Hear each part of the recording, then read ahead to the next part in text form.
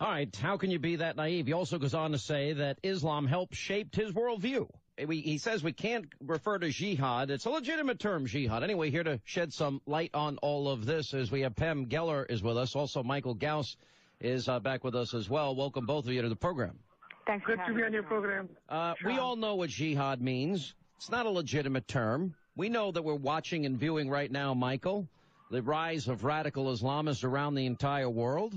We see what's going on. We know what their goal is, a worldwide caliphate.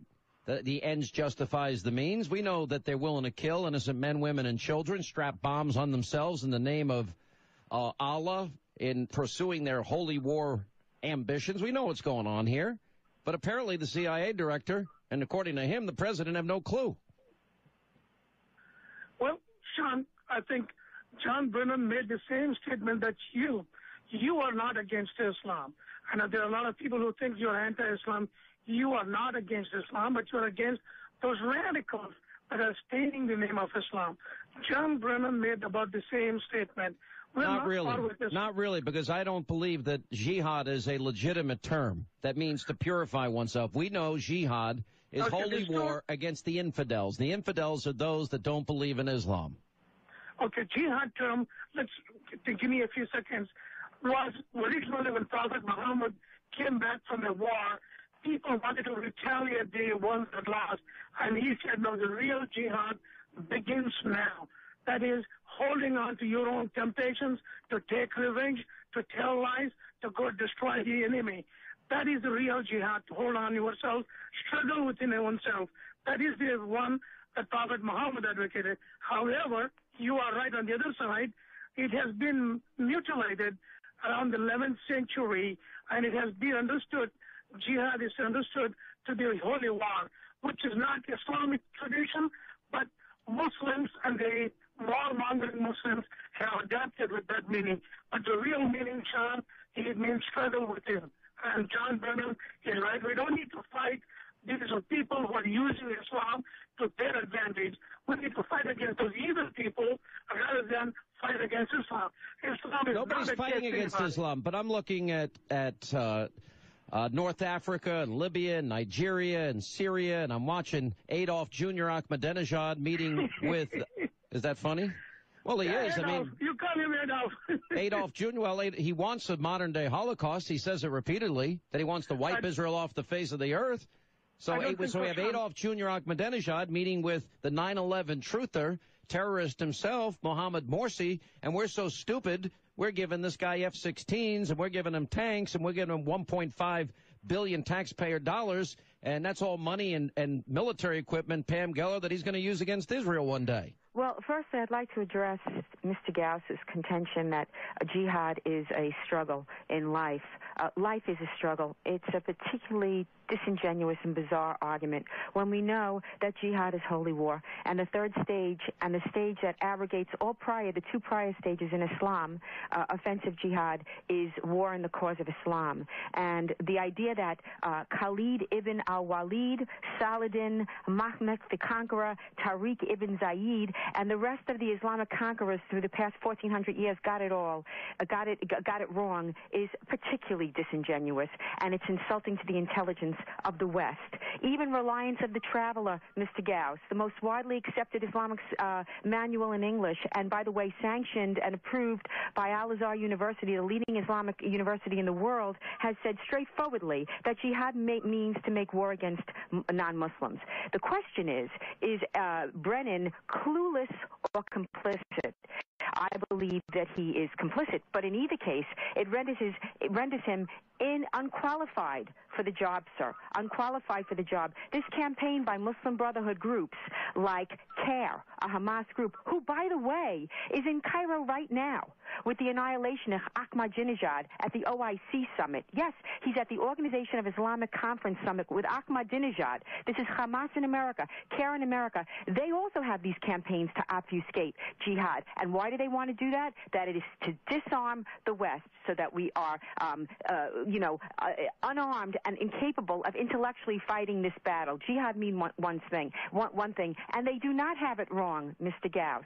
The Fort Hood jihadi did not have it wrong. wrong. The Times Square bomber did not have it wrong. The Fort Dick Six did not have it wrong. The Chicago Muslim who aided and abetted and was convicted of complicity in the Mumbai bombings did not have it wrong.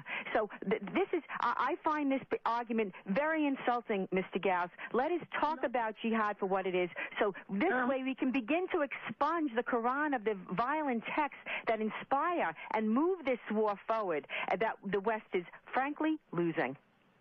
Pamela, I think you are completely wrong, 180 degrees wrong on this one. And you did not listen to me when I said earlier that the word jihad was mistaken, misused from the 11th or 10th century onwards. It was not before. All the names that you quoted, Salahuddin and all, they were all part of the Crusades time. You didn't hear me, Pamela.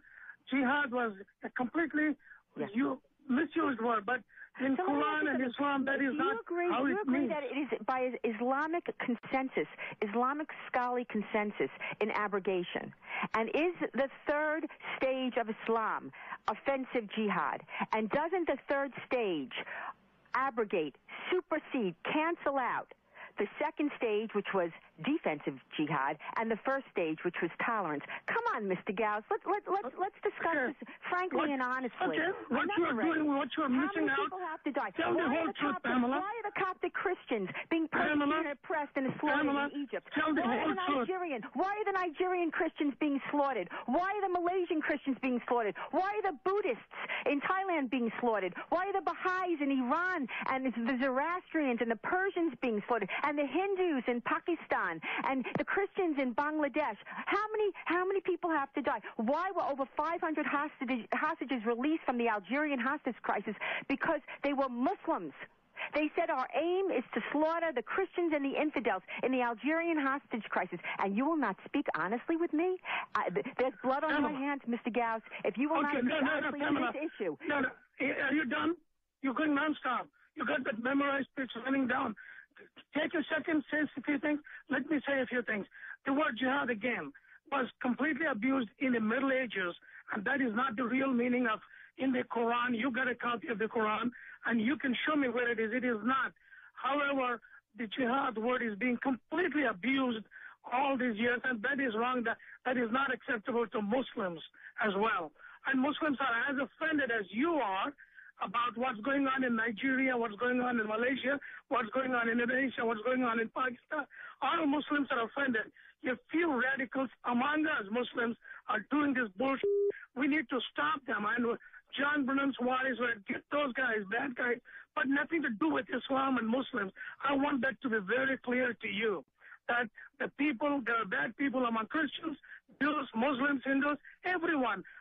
And we need to get them, nothing to do with Islam and Muslims. I want that to be very clear. It to me. I'm not conducting jihad. Why don't you go to Malaysia and all of the Muslims, the billions that you're referring to, go and straighten out the people that, quote unquote, by the way, get it right.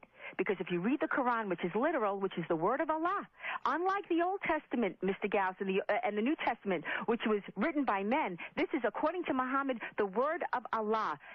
Immutable, unchangeable. You cannot reinterpret or reform the word of Allah. You cannot. If you do, under Islam, under the Sharia, it is hypocrisy. Hypocrisy, like apostasy, is punishable by death. And even Sheikh Qaradawi, the leader of the Muslim Brotherhood, the leading Islamic cleric in the world, said, without the death penalty for apostasy, he just said this, the video is on Atlas Shrugs, without the death penalty for apostasy, Islam would cease to exist. Well, that's a hell of a way to spread a religion. And you're being disingenuous. Stop counseling us and start counseling the quote-unquote jihadists that get it wrong.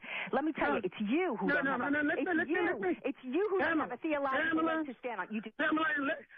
Let it be a dialogue between you. Let it be a dialogue between you, me, and Sean, which means you breathe in between and I breathe in between the sentences. What you missed completely is, in Quran, there is no offensive war in Islam.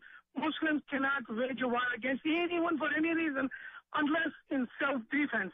That is absolutely clear. this bullshit about jihad has been interjected, and Muslims, some of the Muslims do believe. Mike, but you got not to the stop majority of the cursing. Muslims. You're killing my engineer. You My apologies. Yeah, my no problem. apologies. That's the second Pamela, stage. That's defense. That's the second stage. It is not in the Quran, circumvented. Pamela. And that's I'll why, take the challenge that's from why you. there's all this grievous mongering. That's why, Osama says, oh, you came into Saudi Arabia. That's why there's all this grievance mongering to show that there's a reason for jihad. And that, by the way, is the second stage, which has been, of course, as you know, abrogated by the third stage. You do not have a theological leg to stand on, Mr. Ghouse. We both know that. All right, let me move this discussion forward, because I said yesterday that this is a geopolitical earthquake going on in the Middle East, and it's going to reshape for the worse the landscape in this region for generations to come. And by that, I'm talking about Adolf Jr. now. His first visit to Cairo, first visit by an Iranian leader in more than 3 decades.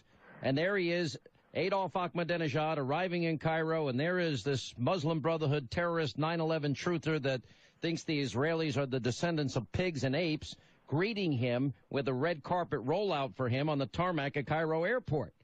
And now they're talking about an alliance on the same day that Ahmadinejad is bragging to the world, we're already nuclear. Now, what I'm not hearing from hardly anybody, Mike, in the Muslim world, I don't hear condemnation of these two guys. And how stupid is this country to give this Muslim Brotherhood 9/11 truther that hates America and Israel F-16s that we're paying for, tanks that we're paying for, and billions of taxpayer dollars? How stupid is that? I agree with you. That is dumb and stupid. Who are they going to fight with the F-16? Israel is their only supposed enemy, which they don't. Morsi said he's not going to fight with Israel. He's going to honor the accord that was signed 30 years ago. Why do they need the F-16? And I don't understand that is wrong and dumb for us to give them. Instead, we should help create jobs and do something which is more productive. This is the dumbest thing. Second thing, Ahmadinejad has made something very different. He said he's not going to fight with Israel. He's not going to bomb Israel. Stop it. He's repeatedly said they're going to wipe Israel off the map. Whatever he's saying now is for public consumption. We know his intentions and his actions. He mentioned Zionism very clearly. It was not Israel. But no, hang on a second. You cannot see this, Pam, in isolation here, because you've got the Middle East, you got North Africa, the entire region is spinning out of control. Syria in its third year of a bloody civil war. You got terror groups like Hezbollah. They're now being empowered. Libya is unstable. Al-Qaeda is now putting down new roots in these failed states. Things are worsening in Pakistan, which is nuclear armed. The Taliban's making a comeback in Afghanistan. Iraq is deteriorating and becoming radicalized. And I can't think of a positive development in the entire region. You couldn't be more right. It is the rise of the global jihad. These are jihadist revolutions in Egypt, in Tunisia, in Morocco, in Libya. And I have to make a point about Africa, this. North Africa, yes. Middle East, it's yes. everywhere. It's the rise of the radical Islamists. I have to make a point about Iran and Egypt. Got 20 seconds. Iran and Egypt have been at odds for years because of the Sunni-Shia divide and the Camp David Accords. They can only and will only unite on the hatred of Israel and the hatred of the West and for plans to go to war with Israel. That's a fact. Last question, Mike. Who was right? Who was the only person in the media that was right on the Arab Spring? That's you, Sean. Yeah. Okay. And I wish I was wrong, and I wish I was wrong on this, but I'm right on this too. I grudgingly acknowledge that, and I got to run. You're right sometimes. I'm right sometimes. Even a blind squirrel occasionally. All right. Quick break. We'll come back. All right, how can you be that naive? He also goes on to say that Islam helps